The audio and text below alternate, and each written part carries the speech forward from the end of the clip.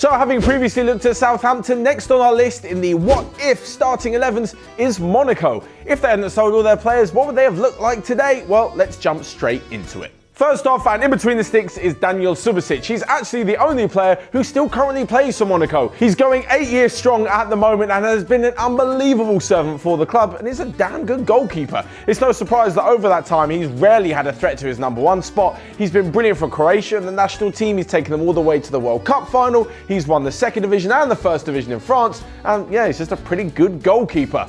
As for the rest of the video, well, of course, these players, remember, are still all currently active in the footballing world. This isn't the best 11 of all time. So with that said and done, we're going to move into the defence, and it's going to be a three-man defence.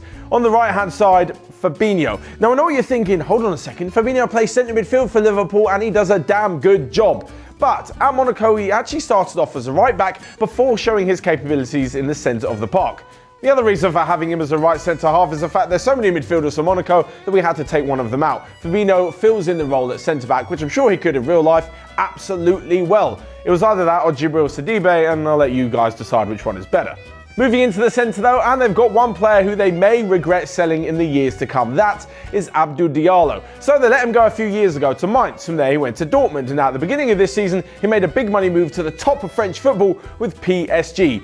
In the next few years, if they fail to score past PSG and Abdou Diallo keeps a hatful of clean sheets, they'll know exactly that they did make a massive mistake. He is the centre-back in this back three, with the left-back being Benjamin Mendy or Lemar Kurzawa. I haven't quite decided between the two just yet. So first off, you got Benjamin Mendy. He was brought in, had a brilliant season at Monaco in that attacking team under Leonardo Jardim that won the title, so much so that Manchester City decided to splash the cash on him. And why not? Since then though, he's just been sat on the injury table, so he'd be no use to absolutely anybody at the moment. As for Lemar Kurzawa, he moved on to PSG a few years ago and has been battling it out ever since to finally put down a claim for that left back spot.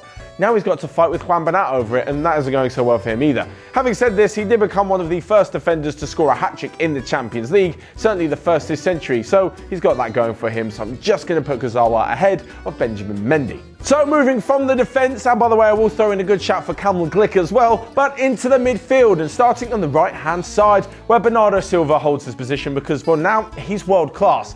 He wasn't necessarily world-class at Monaco. I think Pep Guardiola's molded him into an unbelievable attacking midfielder, but we already spoke a few weeks ago about Benfica was stupid to let him go.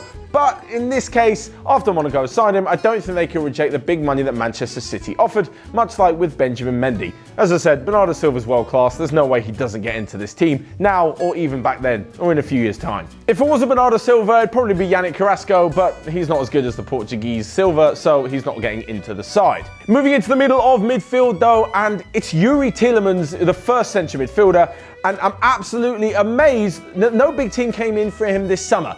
Okay, Leicester fans, you're going to get a bit annoyed by me saying big team, but I mean a big European Champions League quality side.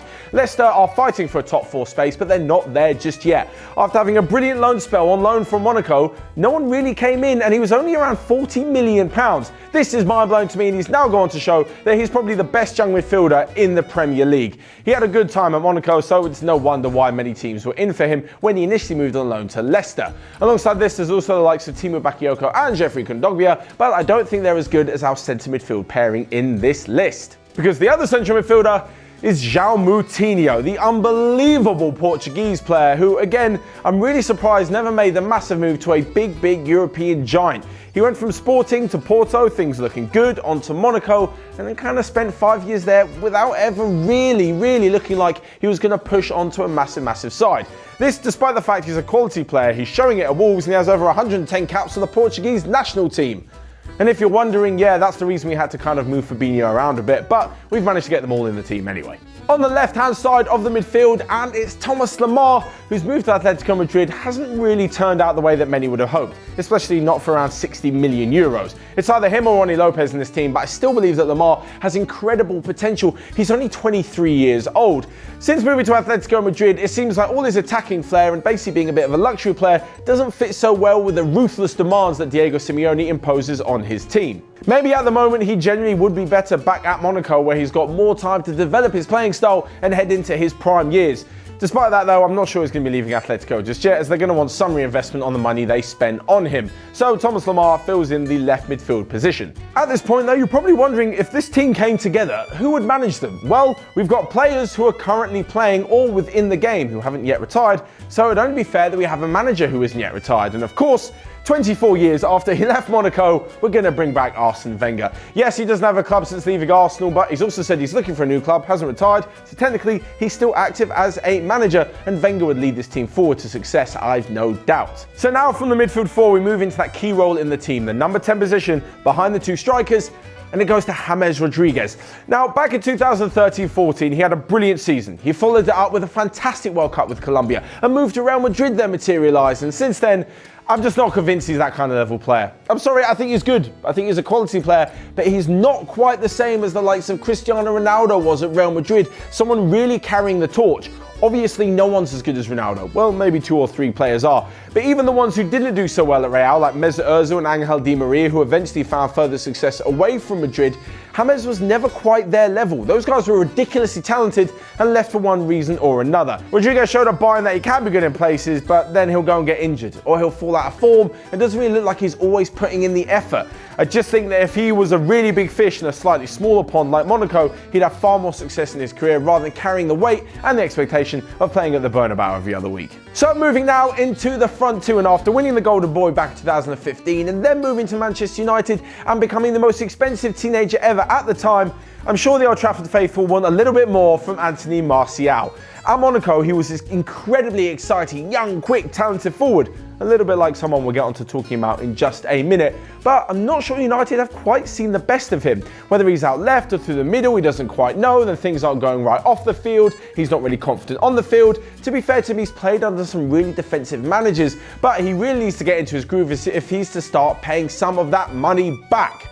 Anyway, if he was at Monaco, I've no doubt he'd be in the starting lineup right now. I mean, he is still one of the best young prospects in Europe. As I say, he does still have time on his side. Since moving to United, yes, hasn't gone so well, but he's still just 23 years old. He's got loads of time internationally as well to go on and become a really, really feared striker because he's got all of the assets. But if you think the base rate of 36 million for a teenager back then was a lot of money, how about 180 million?